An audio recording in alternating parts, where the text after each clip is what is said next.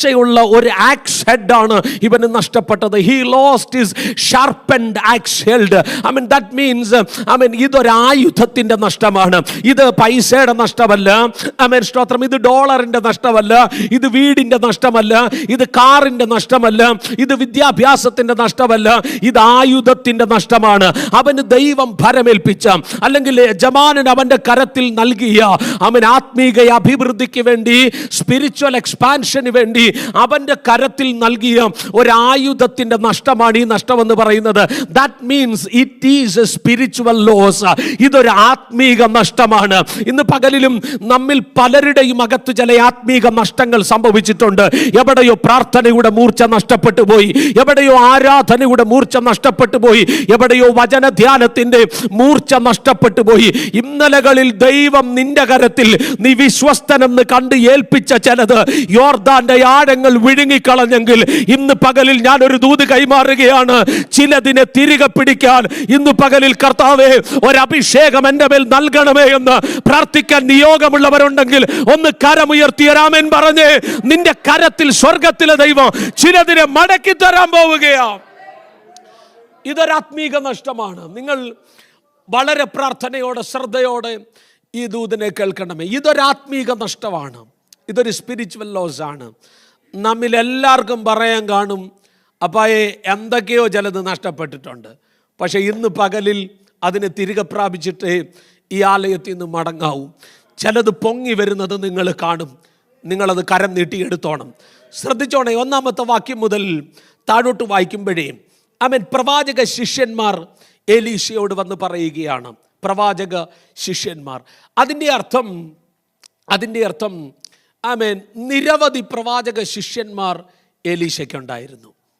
ഏലിയാവിനെ കുറിച്ച് പഠിച്ചാൽ, എലീശയുടെ യജമാനനായിരുന്ന പ്രവാചകൻ ഏലിയാവിനെ പറ്റി പഠിച്ചാൽ, ആയിരക്കണക്കിന് പ്രവാചക ശിഷ്യന്മാരെ വാർത്തെടുത്ത വ്യക്തിയാണ് ഏലിയാവ്. ബഥേലിലും ഗിൽഗാലിലും യെരിഹോവിലും യോർദാനിലുമൊക്കെയുള്ള സ്ഥലങ്ങൾ പഠിച്ചാൽ അവിടെ 100 കണക്കിന് പ്രവാചക ശിഷ്യന്മാരും പ്രൊഫറ്റിക്കൽ സ്കൂളുകളും പ്രവാചക ശിഷ്യന്മാരെ പരിശീലിപ്പിക്കുന്ന ഇന്നത്തെ ബിബ്ലിക്കൽ സെമിനാരികൾ പോലെയുള്ള നിരവധി ട്രെയിനിങ് സ്കൂളുകൾ ഏലിയാവിനുണ്ടായിരുന്നു. എൻ്റെ ഒരു ചിന്ത ഞാൻ നിങ്ങളോടൊന്ന് പങ്കുവെക്കാമേ. ഒരിക്കൽ യോർദാൻ്റെ മറുകരയിൽ ഏലിയാവ് അഗ്നി രഥങ്ങളിലും അഗ്നിമയ അശ്വങ്ങളിലും ഏലിയാവിനെ സ്വർഗോന്നതങ്ങളിലേക്ക് സ്വർഗത്തിലെ ദൈവം എടുക്കുമ്പോൾ എൻ്റെ ഒരു ചിന്തയാണ് ഞാൻ ഈ പറയുന്നത്. ഒരു പക്ഷേ പൈശാചിക മണ്ഡലങ്ങൾ മുഴുവൻ വിചാരിച്ച് കാണാം, മറുകരയിൽ നിൽക്കുന്ന പ്രവാചക ശിഷ്യന്മാരെ നയിക്കുവാൻ ഇനി ഒരുവനില്ലെന്ന്. എൻ്റെ കൂടെ നിങ്ങൾ വരണമേ. അല്ലെങ്കിൽ മറുകരയിൽ നിൽക്കുന്ന പ്രവാചക ശിഷ്യന്മാർ വിചാരിച്ച് കാണാം, അയ്യോ ഞങ്ങളുടെ യജമാനനെ എലീശയുടെ തലക്കൽ നിന്നും ഇപ്പോൾ എടുത്തു കാണും. ഇനി ഞങ്ങളെ നയിക്കാൻ ഒരു ലീഡർ ഇല്ലെന്ന് സ്തോത്രം ഈ പ്രവാചക ശിഷ്യന്മാരും ചിന്തിച്ച് കാണാം. പക്ഷേ പരിശുദ്ധാത്മാവ് എന്നോട് പറഞ്ഞൊരു മറുപടി ഇങ്ങനെയാണ്, മോനെ, പൈശാചിക മണ്ഡലങ്ങളുടെ കണക്കുകൂട്ടലുകളെ തെറ്റിച്ചോണ്ട്, പ്രവാചക ശിഷ്യന്മാരുടെ മനസ്സിൻ്റെ ആകുലതകളെ തെറ്റിച്ചോണ്ട് സ്തോത്രം ഇരട്ടി പങ്ക് അഭിഷേകവുമായി ഒരേലീശ കയറി വരുന്നുണ്ട്. അതിൻ്റെ അർത്ഥം ഒരേലിയാവിൻ്റെ കാലഘട്ടം കൊണ്ട് അവസാനിക്കുന്നതല്ല ഈ ശുശ്രൂഷ. ചില ഏലീശമാരെ സ്വർഗത്തിലെ ദൈവം എഴുന്നേൽപ്പിക്കും. അങ്ങനെയാണെങ്കിൽ ദൈവസഭയോട് ഞാൻ ആത്മാവിലൊരു ദൂത് കൈമാറാം. കുഞ്ഞെ, നിന്റെ കാലം കൊണ്ട് അവസാനിക്കുന്നതല്ല ഇത്. നിന്റെ തലമുറയും നിന്റെ തലമുറയുടെ തലമുറയും നിന്റെ മേൽ ജ്വലിച്ച അഭിഷേകത്തിന്റെ ഇരട്ടി പങ്ക് നിറവോടുകൂടി എഴുന്നേൽക്കുന്ന ഒരു കാലഘട്ടം വരും. പറയാൻ കഴിയുമെങ്കിൽ ഒന്ന് കരമുയർത്തിയ രാമൻ പറഞ്ഞു, ഒരു തലമുറ എഴുന്നേൽക്കട്ടെ, ഒരു തലമുറ എഴുന്നേൽക്കട്ടെ. ഇന്നലകളിൽ വരെ ശ്രദ്ധിച്ചോണേ, ഇന്നലകളിൽ വരെ കലപ്പ കൊണ്ട് നിലം കീറിയവൻ ഇപ്പോൾ പുതപ്പ് കൊണ്ട് യോർദാനെ കീറുക. ആർക്കാ പിടികിട്ടിയെന്ന് എനിക്കറിയത്തില്ല. ഇന്നലകളിൽ കലപ്പ കൊണ്ട് നിലം കീറിയവൻ, പുതപ്പ് കൊണ്ട് യോർദാനെ കീറുന്ന അഭിഷേകത്തോടു കൂടി ഒരു തലമുറയെ ദൈവം എഴുന്നേൽപ്പിച്ചെങ്കിൽ next generation is rising up. ഒരു പുതിയ തലമുറ ഇതിനകത്ത് എഴുന്നേൽക്കട്ടെ. അഭിഷേകമുള്ള, ദൈവകൃപയുള്ള, അവൻ അഭിഷേകത്തിന്റെ നിറമുള്ള ഒരു പുതിയ തലമുറ. കരമടിക്കുന്നെങ്കിൽ ഒന്ന് കരമടിച്ച് ദൈവത്തിന് ആരാധന കൊടുത്ത് ഒരു പുതിയ തലമുറയുടെ യേശുവിന്റെ അധികാരമുള്ള നാമത്തിൽ ഹല്ലേലൂയ. ശ്രദ്ധിച്ചോണേ. ആമേൻ. അപ്പോസ്തല പ്രവൃത്തികളുടെ പുസ്തകം 2-ാം അധ്യായത്തിൽ 3-ാം അധ്യായത്തിൽ ഇങ്ങനെ ഒരു വാക്കുണ്ട്. ആമേൻ. സ്തോത്രം. ആമേൻ. ആമേൻ. ഇങ്ങനെ എഴുതിയിരിക്കുന്നത്, ആ ഭാഗം എടുക്കേണ്ട, നിങ്ങൾ ശ്രദ്ധിച്ചാൽ മതി. പത്രോസിനെയും യോഹന്നാനെയും ആമേൻ കൊന്നുകളയാനൊക്കെ യഹൂദന്മാരും പരീശന്മാരും ശാസ്ത്രിമാരും ഒക്കെ പ്ലാൻ ചെയ്തുകൊണ്ടിരിക്കുമ്പോൾ അവിടെ എഴുതി വെച്ചിരിക്കുന്ന ഒരു വാക്കുണ്ട്. ആർക്കും നിഷേധിച്ച് കളയാൻ കഴിയാത്ത പ്രത്യക്ഷമാകുന്ന അടയാളം ഇവർ ചെയ്തിരിക്കുന്നുവെന്ന്. ആമേൻ. ശ്രദ്ധിച്ചോ നിങ്ങൾ എന്നെ. ആമേൻ. ആർക്കും നിഷേധിക്കാൻ കഴിയാത്ത, പരീശന്മാരുടെ നടുവിൽ നിന്ന്, ആമേൻ സ്തോത്രം, ആമേൻ ശാസ്ത്രിമാരുടെ നടുവിൽ നിന്ന് ഉയർന്നു വന്ന ഒരു വാക്കാണ് ആർക്കും നിഷേധിക്കാൻ കഴിയാത്ത പ്രത്യക്ഷമായ അടയാളം ഇവർ ചെയ്തിരിക്കുന്നുവെന്ന്. അതിൻ്റെ അർത്ഥം പ്രത്യക്ഷമാകുന്ന അടയാളങ്ങൾ ചെയ്യുന്ന ഒരു തലമുറയെ പരിശുദ്ധാത്മാവ് എഴുന്നേൽപ്പിക്കും. ആമേൻ പറയാമോ? നോക്കണേ, ഏലിയാവേ, അങ്ങയുടെ കാലഘട്ടം കൊണ്ട് തീരത്തില്ല. ആമേൻ. അടുത്തൊരു ഏലീശയെ സ്വർഗത്തിൽ ദൈവം എഴുന്നേൽപ്പിച്ചു. അങ്ങനാണെങ്കിൽ ഇന്ന് പകലിലും ഞാൻ ആ ദൂത് കൈമാറുകയാണ്. ചിലരെ കർത്താവ് എഴുന്നേൽപ്പിക്കും. ശ്രദ്ധിച്ചോണേ. ആമേൻ. അവർ എലീശയുടെ അടുക്കൽ വന്നിട്ട് പ്രവാചക ശിഷ്യന്മാർ പറയുകയാണ്, ഞങ്ങൾ പാർക്കുന്ന ഈ സ്ഥലം ഞങ്ങൾക്ക് തീരെ ഇടുക്കമായിരിക്കുന്നു. നിങ്ങൾ കേട്ടോണേ, ഞങ്ങൾ പാർക്കുന്ന ഈ സ്ഥലം ഞങ്ങൾക്ക് തീരെ ഇടുക്കമായിരിക്കുന്നു. അതിൻ്റെ അർത്ഥം they were so aware about their present condition. Am I right? ഞങ്ങൾ പാർക്കുന്ന ഈ സ്ഥലത്തിന് ഒരു വിശാലത വേണമെന്ന് ഇവരെന്ത് ചെയ്തു? ആഗ്രഹിച്ചു.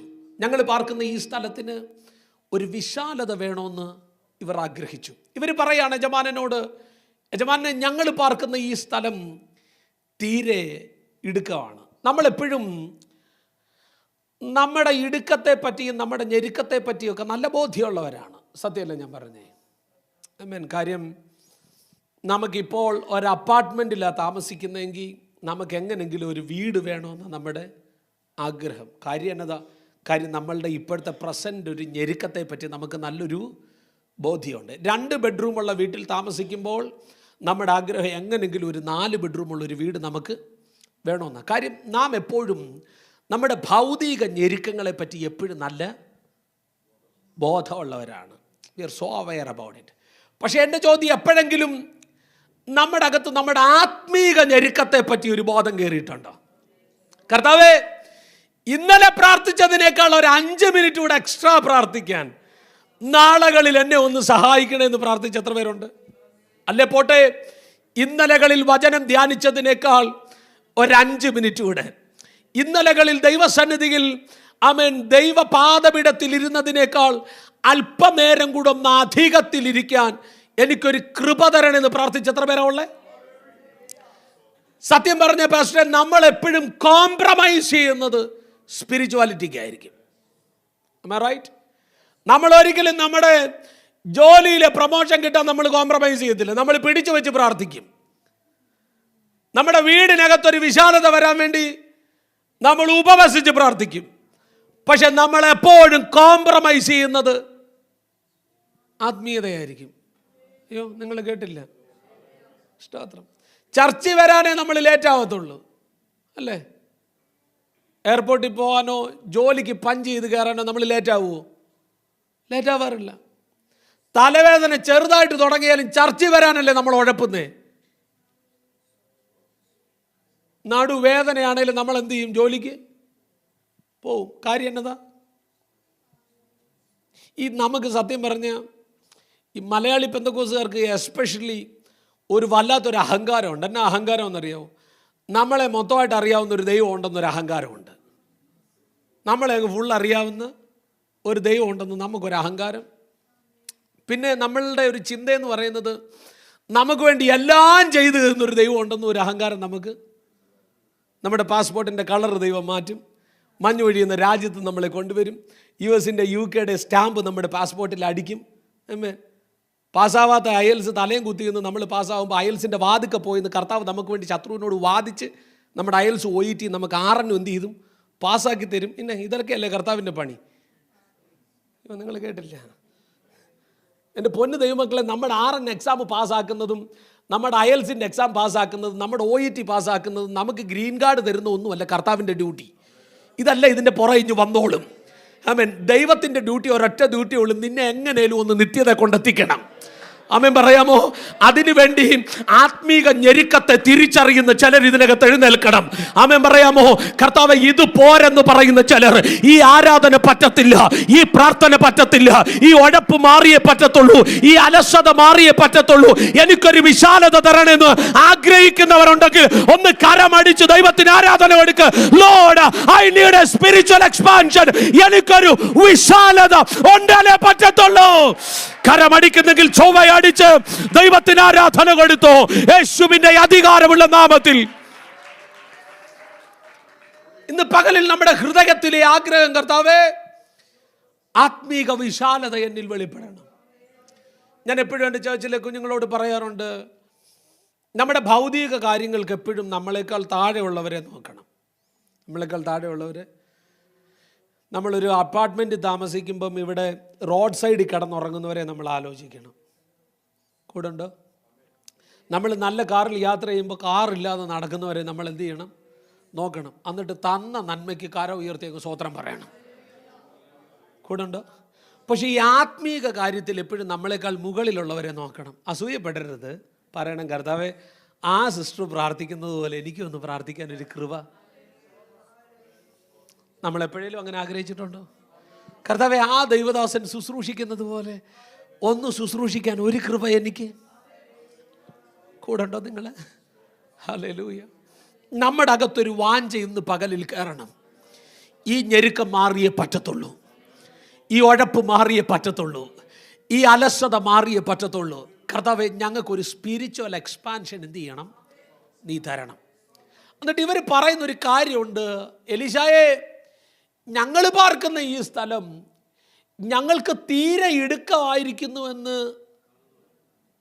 ആ വേർഡ് ഇമ്പോർട്ടൻ്റ് ആണ്, എന്ന് നീ കാണുന്നല്ലോ. അപ്പം എൻ്റെ പൊന്നച്ച, യജമാനൻ ഇതെല്ലാം കാണുന്നുണ്ട്.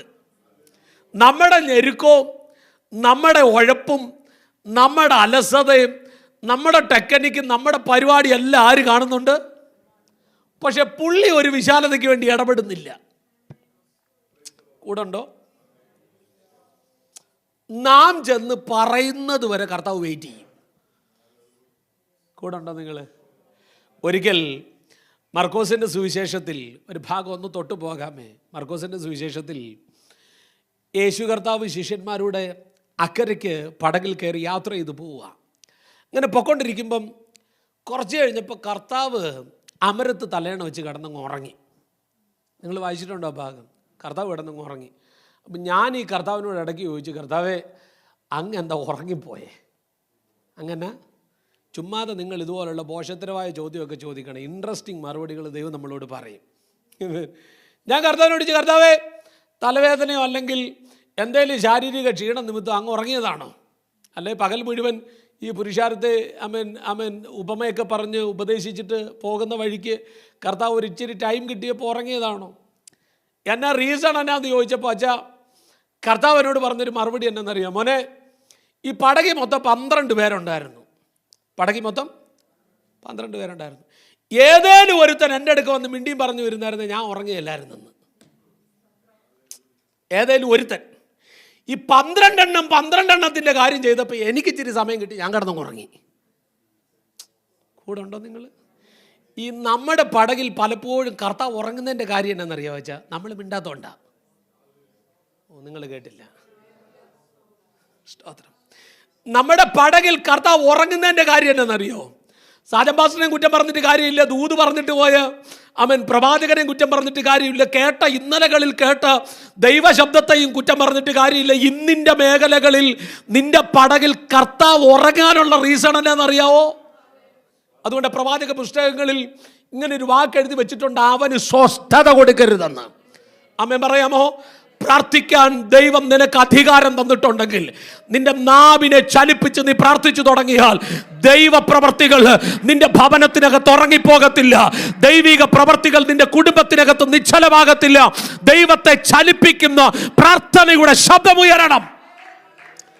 നിങ്ങൾ കേട്ടോണേ, കർത്താവ് ഇങ്ങനെ കിടന്ന് ഉറങ്ങിക്കൊണ്ടിരിക്കുമ്പോഴേ ഒരു വാക്ക് അതിനകത്ത് എഴുതി വെച്ചിട്ടുണ്ട്, പടക് മുങ്ങാറായെന്ന്. കാറ്റടിച്ചു, തിരമാലകൾ പൊങ്ങി, വെള്ളം കയറാൻ തുടങ്ങി, പടക് മുങ്ങാറായി. ഈ പടക് മുങ്ങാറായിട്ടും കർത്താവ് എഴുന്നേൽക്കുന്നില്ല. സത്യം പറഞ്ഞ ഈ മുങ്ങാറായ പടകെന്ന് വെച്ച് കഴിഞ്ഞാൽ എന്നെ ആയിരിക്കും സ്ഥിതി?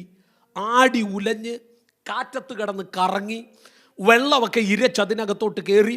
എൻ്റെ ചിന്തയെന്ന് പറയുന്നത്, അമരത്ത് കിടന്നുറങ്ങുന്ന യേശു കർത്താവിൻ്റെ കാലയിലെങ്കിലും ഈ വെള്ളം വന്ന് മുട്ടിക്കാണും. അല്ലെങ്കിൽ വീശി അടിച്ച കാറ്റിൻ്റെ ശക്തി കർത്താവിൻ്റെ ദേഹത്ത് വന്ന് അടിച്ചു കാണും. അല്ലെങ്കിൽ ഉയർന്നു പൊങ്ങിയ തിരമാലകളുടെ ഒരു തുള്ളിയെങ്കിലും കർത്താവിൻ്റെ മുഖത്ത് വന്ന് വീണ് കാണും. പക്ഷേ ഉയർന്നു പൊങ്ങിയ കാറ്റിൻ്റെ മുൻപിലോ, ആമേൻ, ഉയർന്ന് പടകിലേക്ക് വീണ തിരമാലകളുടെ അകത്തോ, ആമേൻ, പടക് മുങ്ങാറായിട്ടോ കർത്താവ് എഴുന്നേൽക്കുന്നില്ല. ഞാൻ ചോദിച്ചു, കർത്താവെ അങ്ങെന്താ എഴുന്നേക്കാത്തേ? അങ്ങെന്താ എഴുന്നേക്കാത്തേ? അടുത്തൊരു വാക്ക് ഇങ്ങനെ എഴുതി വെച്ചിരിക്കുന്നത്, നാഥ, ഞങ്ങൾ നശിച്ചു പോകുന്നതിൽ നിനക്ക് വിചാരമില്ലയോ എന്ന് ചോദിച്ചപ്പോൾ കർത്താവ് ചാടി എഴുന്നേറ്റു. ആമേൻ പറയാമോ? വീശിയടിച്ച കാറ്റിൻ്റെ മുൻപിലല്ല കർത്താവ് എഴുന്നേറ്റ്, ഉയർന്നു പൊങ്ങിയ തിരമാലകളുടെ മുമ്പിലല്ല കർത്താവ് എഴുന്നേറ്റ്, പടക് മുങ്ങാറായപ്പോഴല്ലേ കർത്താവ് എഴുന്നേറ്റ്. കുഞ്ഞ്, നിന്റെ പ്രാർത്ഥനയുടെ മുമ്പിൽ ഞാൻ എഴുന്നേൽക്കും. നീ വന്നൊന്ന് എന്നോട് അപേക്ഷിക്കാൻ തുടങ്ങിയാൽ, ആമേൻ, സ്തോത്ര. കർത്താവ് എന്തിനാ വെയിറ്റ് ചെയ്യുന്നതെന്ന് അറിയാമോ? 12 എണ്ണം കൂടെ ചേർന്ന് എന്നോട് പറയുന്നത് വരെ ഞാൻ ഉറക്കം നടിച്ച് ഇവിടെ കിടക്കുക. കാര്യം എന്നാണെന്നറിയാമോ? ഞാൻ ആഗ്രഹിക്കുന്നത് തിരമാലയുടെ ശബ്ദം കേൾക്കാനല്ല. ഞാൻ ആഗ്രഹിക്കുന്നത്, ആമേൻ, സ്തോത്രം, കാറ്റിൻ്റെ, ആമേൻ, ശബ്ദം കേൾക്കാനല്ല. ഞാൻ ആഗ്രഹിക്കുന്നത് എൻ്റെ കുഞ്ഞുങ്ങൾ എന്നോട് നിലവിളിച്ച് പ്രാർത്ഥിക്കുന്ന പ്രാർത്ഥനയുടെ ശബ്ദത്തിന് വേണ്ടി ഞാൻ വെയിറ്റ് ചെയ്യുകയാ. നാം ചെന്ന് പറയാത്തടത്തോളം കാലം തമ്പുരാൻ ഇടപെടുകയല്ല. ഞാൻ ഒന്നുകൂടെ ആവർത്തിക്കുന്നു, നാം ചെന്ന് പറയാത്തടത്തോളം കാലം ദൈവം എന്ത് ചെയ്യല്ല. അതുകൊണ്ട് ഇന്ന് പകലിൽ കർത്താവിനോട് പോയി പറയണം, കർത്താവേ, ഞങ്ങൾ പാർക്കുന്ന ഈ ഇടം ഞങ്ങൾക്ക് ഇടുക്കമാണെന്ന് നീ കാണുന്നല്ലോ. നീ എന്ത് ചെയ്യണം? ഈ വിഷയത്തിൽ ഇടപെടണം. എന്നിട്ട് ഇവർ പറയുന്നൊരു വാക്ക് എന്നാണെന്നറിയാമോ? 2-ാമത്തെ വാക്യം, ഞങ്ങൾ യോർദാനോളം ചെന്ന്. ശ്രദ്ധിച്ചോണേ, ഞങ്ങൾ യോർദാനോളം ചെന്ന്. മതി ബ്രദറെ, വെയിറ്റ് ചെയ്ത്. എന്താ യോർദാൻ? ഹെർമോന്യം മഞ്ഞുമലകളെ ഉരുക്കിക്കൊണ്ട് താഴോട്ട് കുത്തൊഴുകി വരുന്ന യോർദാനാണ്. എൻ്റെ പ്രത്യേകത എന്ന് പറയുന്നത്, വേനൽക്കാലമാകുമ്പോൾ കര കവിഞ്ഞൊഴുകും, കൊയ്ത്തുകാലമാകുമ്പോൾ വിളകളെ ഇവൻ നശിപ്പിക്കും. കൂടുണ്ടോ നിങ്ങൾ? വേനൽക്കാലമാകുമ്പോൾ കരകവിഞ്ഞൊഴുകി കൊയ്ത്തുകാലത്തെ വിളകളെ നശിപ്പിക്കുന്ന ഒരു സ്വഭാവം ആർക്കുണ്ട്?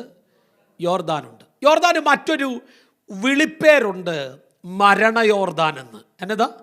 മരണയോർദാൻ. അതിൻ്റെ അർത്ഥം, ആമേൻ, യോർദാങ്കൽ അല്ലെങ്കിൽ യോർദാനിൽ പോയവർ, ആമേൻ, യോർദാൻ ഇവരെ വിഴുങ്ങിക്കളയുന്ന ഒരു സ്വഭാവം ആർക്കുണ്ട്?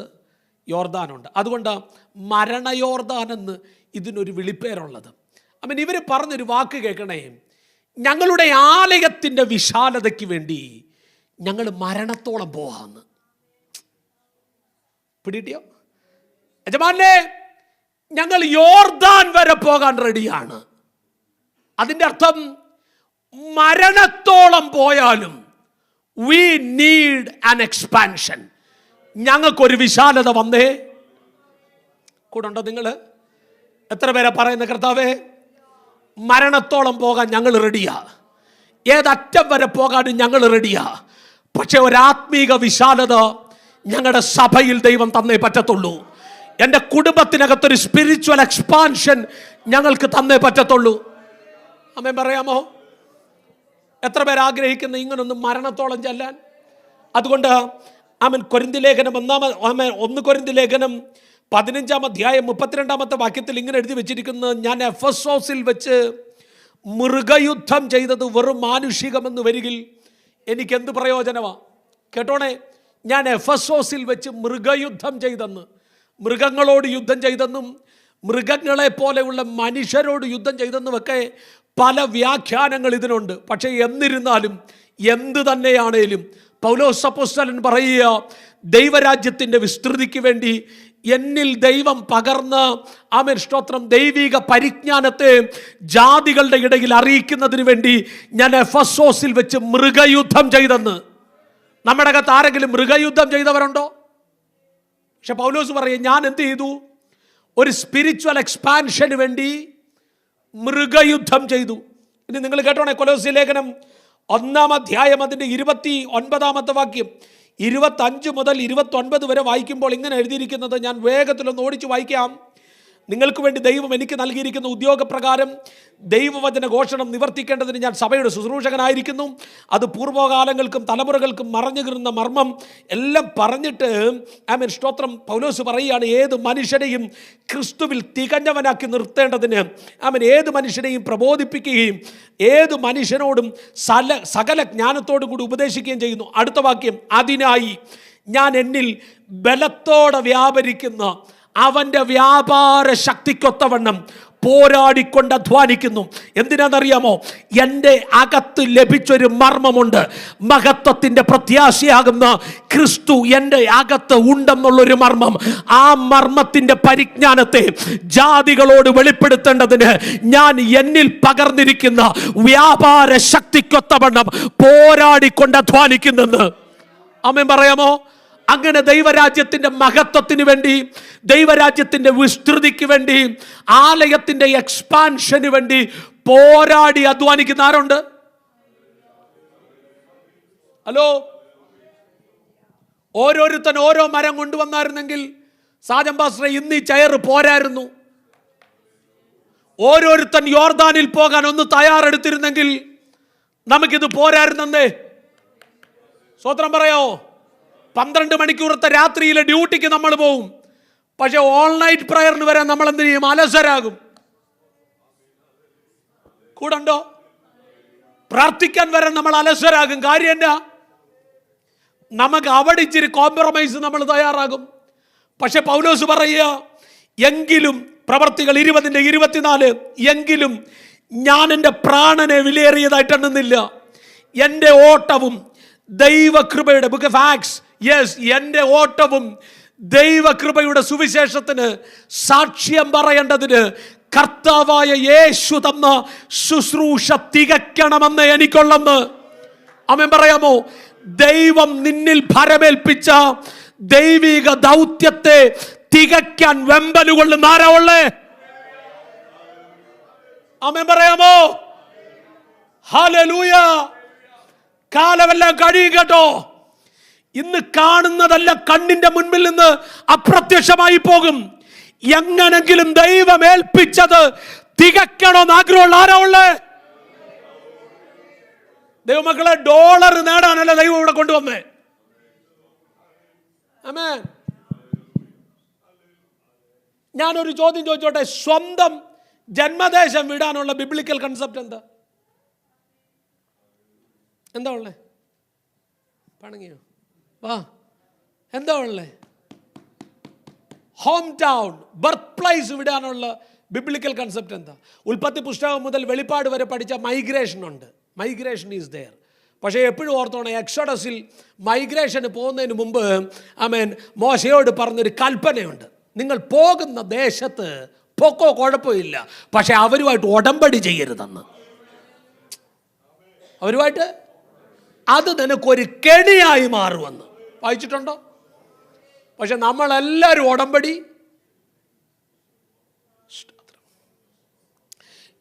ചെയ്തതിൻ്റെ ആദ്യത്തെ തെളിവ് എന്നാണെന്നറിയാമോ? ലൈവാണോ മോനെ ഇത്? കുഴപ്പമില്ല, ഞാൻ ഏറെ കയറുമെന്നറിയാമില്ല, എന്നാലും അങ്ങ് പറയാ, കയറിക്കോട്ടെ.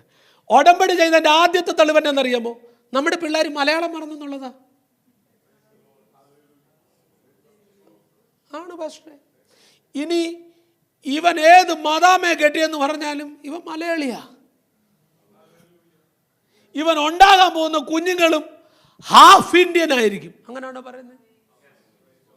അങ്ങനെയല്ലേ പാസ്റ്റർ? കാലം എത്ര കഴിഞ്ഞെന്ന് പറഞ്ഞാലും അവൻ്റെ ജീനിൽ നിന്ന് പുറത്ത് വന്ന ഒരുത്തനെ നോക്കിയിട്ട് എല്ലാവരും പറയും ഇവൻ്റെ റൂട്ട് കിടക്കുന്നത് ഇന്ത്യനാന്ന് പറയും. പക്ഷെ നമ്മളെല്ലാം ഇതങ്ങ് മറന്നു. നിങ്ങൾ കേട്ടില്ല, നമ്മൾ മലയാളം മറന്നു, നമ്മൾ എല്ലാം എന്ത് ചെയ്തു. പിന്നെ ഇവിടെ വന്നു, സാരമില്ല, ദൈവം ഇവിടെ കൊണ്ടുവന്നതിൻ്റെ പിന്നിൽ ഉദ്ദേശം എന്നാണെന്നറിയാമോ? യേശു തന്ന ശുശ്രൂഷ തകയ്ക്കണമെന്ന്. ഈ ജന്മദേശം വിടാനുള്ള ബിബ്ലിക്കൽ കൺസെപ്റ്റിൽ ഒന്നാമത്തെ ഒരു കൺസെപ്റ്റ് എന്നാണെന്നറിയാമോ? നിങ്ങൾ ഭൂലോകമെമ്പാടും എൻ്റെ സാക്ഷിയാകാനാണ്. കൂടെ ഉണ്ടോ നിങ്ങൾ? ഇവിടെ വന്ന് സിറ്റിസൺ ആകാൻ വേണ്ടി നിങ്ങൾ ലോകത്തെങ്ങും പൊക്കാനല്ല പറഞ്ഞേക്കുന്നേ, നിങ്ങൾ എൻ്റെ സാക്ഷിയാകാൻ പൊക്കോ. ഇനി ഒരു ജോലി കിട്ടി ഇവിടെ വന്നു, നല്ല കാര്യമാണ്. അല്ലെങ്കിൽ മൈഗ്രേറ്റ് ചെയ്ത് ഈ രാജ്യത്ത് വന്നു, നല്ല കാര്യമാണ്. പക്ഷെ സാക്ഷിയാകുന്നെന്ന് മറക്കരുത് കേട്ടോ. ആമേൻ പറയാമോ? ദൈവം നിന്നെ ഏൽപ്പിച്ച വർക്ക് പ്ലേസിൽ, ദൈവം നിന്നെ ആക്കിയിടത്ത്, ദൈവം നിന്നെ പാർപ്പാൻ ആമേൻ നിർത്തിയ പട്ടണത്തിൽ ദൈവത്തിൻ്റെ സാക്ഷിയാകാൻ മറന്നു പോവരുത്.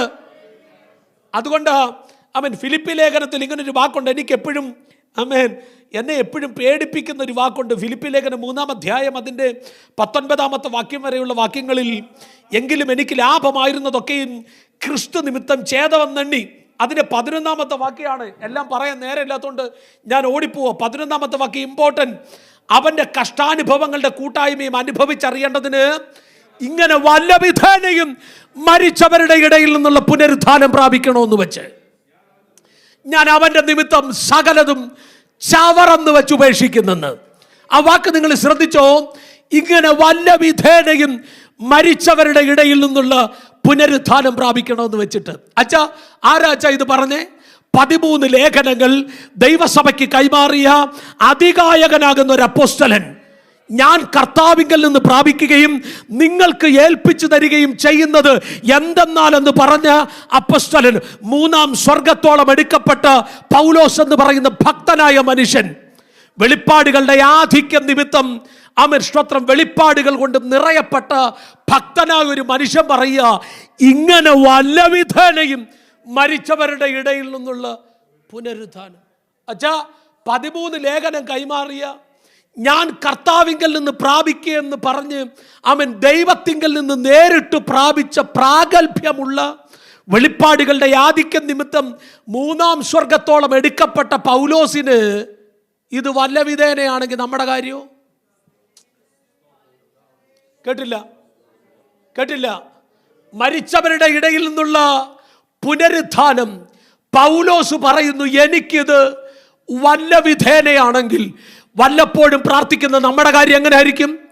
വേണ്ടും പോലെ വചനം ധ്യാനിക്കാത്ത, വേണ്ടും പോലെ ദൈവസന്നിധിയിൽ അടുത്തു വരാത്ത, വേണ്ടും പോലെ ദൈവിക കൃപാവരങ്ങളെ, ദൈവമേൽപ്പിച്ച ശുശ്രൂഷകളെ ഗണ്യമാക്കാതെ അലസമാകുന്ന നമ്മുടെ കാര്യത്തിൽ എത്ര അധികമായിരിക്കും?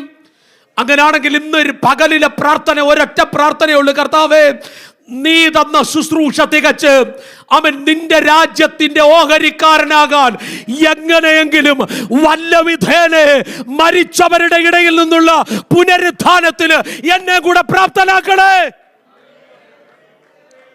2 കാര്യം എപ്പോൾ വേണമെങ്കിലും സംഭവിക്കാം. വേഗത്തിൽ അങ്ങോടുകയാണ്. 1 നമ്മുടെ മരണം, 2 കർത്താവിൻ്റെ ആഗമനം. ഇത് 2 എപ്പോൾ വേണമെങ്കിലും സംഭവിക്കാം. പക്ഷേ ഇതിന് 2 വേണ്ടിയും ഒരുങ്ങിയിരിക്കുന്നവരെയാ ദൈവത്തിന് ആവശ്യം. അതുകൊണ്ട് ഭക്തൻ മരണത്തിന് മുമ്പ് എഴുതി വെച്ചു. മരിച്ച് കഴിഞ്ഞ് മൂക്കി പഞ്ഞിയും വെച്ച് കിടക്കുമ്പം പാസ്റ്റർമാർ വന്ന് പറയേണ്ട ഡയലോഗല്ല ആ ഡയലോഗ്. മരിക്കുന്നതിന് മുമ്പ് ഭക്തൻ എഴുതി തിമത്തിയോസിന്, ഞാൻ നല്ല പോർ പൊരുതിയെന്ന്. ആരാ എന്നെ കേൾക്കുന്നേ? ഞാൻ നല്ല പോർ പൊരുതി, ഞാൻ ഓട്ടം തികച്ചു, ഞാൻ വിശ്വാസം കാത്തു, ഇനി നീതിയുടെ കിരീടം എനിക്ക് വേണ്ടി വെച്ചിരിക്കുന്നെന്ന്. ആമേൻ പറയാമോ? മരിക്കുന്നതിന് മുൻപേ, റോമാ ഗവൺമെന്റിന്റെ ഈർച്ചവാൾ കഴുത്തിൽ വന്ന് വീഴുന്നതിന് മുൻപേ ഭക്തൻ എഴുതി, ഞാൻ പൊരുതി. ഹല്ലേലൂയ. ദൈവമക്കളെ, നാം മരിച്ചു കിടക്കുമ്പം ഏതേലും പാസ്റ്റർ വന്ന് പറയേണ്ടതല്ല ഈ ബ്രദർ നല്ല പോർ പൊരുതി എന്ന്. നോ, മരണം പടിവാതിക്കൽ നിന്ന് മുട്ടുന്നതിന് മുൻപേ അകത്ത് പറയാൻ ധൈര്യം വേണം. ഞാനോ ഇപ്പോൾ പാനീയയാഗമായി ഒഴിക്കപ്പെടുന്നു. ആമേൻ. എന്റെ നിര്യാണകാലം അടുത്തു. ഞാൻ നല്ല പോർ പൊരുതി, ഞാൻ ഓട്ടം തികച്ചു. ഹല്ലേലൂയ. അങ്ങനെ പറയാൻ ധൈര്യമുള്ളവരുണ്ടെങ്കിൽ ഒന്ന് കരമുയർത്തി ഒരു ആമേൻ പറ. ഇന്ന് രാത്രിയിൽ അതിനുവേണ്ടി ഒരുങ്ങുന്ന ഒരു തലമുറ ഇതിനകത്ത് എഴുന്നേൽക്കട്ടെ. കേട്ടോണേ, നമ്മുടെ അകത്തെ